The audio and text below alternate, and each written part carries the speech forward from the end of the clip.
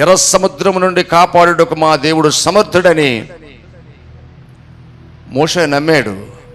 నమ్మకం లేనటువంటి వారందరూ కూడా పిచ్చి పిచ్చి కోతలు కూశారు. కానీ దేవుని పక్షంగా నిలబడినటువంటి దైవజనుడు నమ్మి ఏదైతే దేవుడు చెప్పాడో ఆయన చెప్పినట్లుగా ఆ కర్ర నీటి మీద అలా టచ్ చేయగానే సముద్రము పాయలైంది. అంటే నమ్మితే సమస్తము సాధ్యమే. అంటే సముద్రము కూడా పాయలవటం సాధ్యమే, అవునా? నమ్మితే సముద్రం కూడా పాయలకుండా సాధ్యమే. నమ్మకముతో యెహోషువ ప్రార్థన చేశాడు. ఎంత నమ్మకం అంటే తాను జయించాల్సినటువంటి శత్రువులు ఇంకా శేషంగా మిగిలిపోయారు. శేషం లేకుండా శత్రువు సమూహాన్ని నాశనం చేయాలి కనుక అప్పుడు దేవుని పాద సన్నిధికి వెళ్ళి ప్రార్థన చేస్తున్నాడు.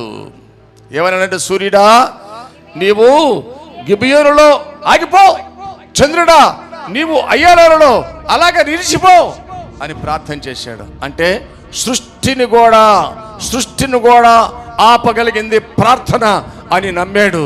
ఆ సేవకుడు ప్రార్థన చేశాడు. సాధ్యమైందా? సాధ్యమైంది.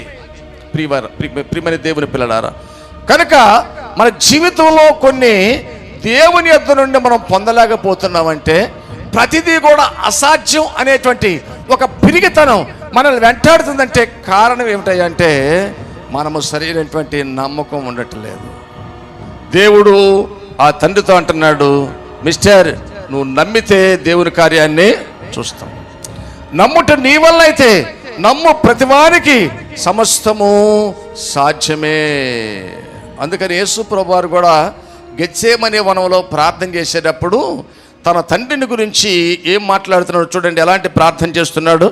మార్కు సువార్త 14వ అధ్యాయము 36వ వచనములో నా తండ్రి ఏమని ప్రార్థన చేశాడు? నా తండ్రి నీకు సమస్తమును సాధ్యమే, నీకు సమస్తము సాధ్యమే, మీకు అసాధ్యమైనది ఏమీ లేదు.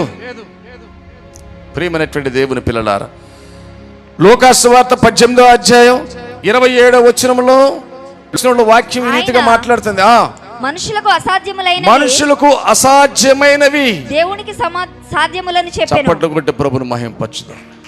ఏదైతే మానవుడు అసాధ్యం అనుకుంటున్నాడో అది దేవునికి సాధ్యం.